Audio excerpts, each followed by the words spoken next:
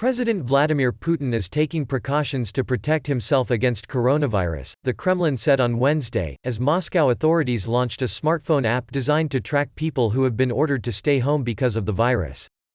Putin will hold a government meeting later on Wednesday by video conference, the Kremlin said, a day after a doctor who met him last week said he had been diagnosed with the highly infectious virus. Denis Protsenko last week gave Putin a tour of Moscow's main coronavirus hospital and shook hands with the Russian leader. Protsenko is now self-isolating in his office. The Kremlin, which has said that everything is fine with Putin's health, said the president was now keeping his distance from other people and preferred to work remotely.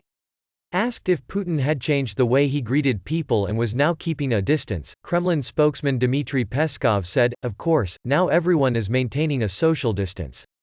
Everyone is doing this." Russia expanded its coronavirus lockdown on Wednesday to cover more of its sprawling territory as the official tally of infections rose to 2,777, a one-day increase of 440.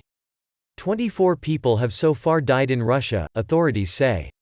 Moscow, a bustling metropolis of more than 12.5 million that has become the epicenter of Russia's outbreak, has come to an eerie standstill since announcing a partial lockdown on Sunday. Residents can leave their homes only to buy food or medicine nearby, get urgent medical treatment, walk the dog or empty their bins. Red Square was largely empty on Tuesday except for police who stopped occasional passers-by to check their papers.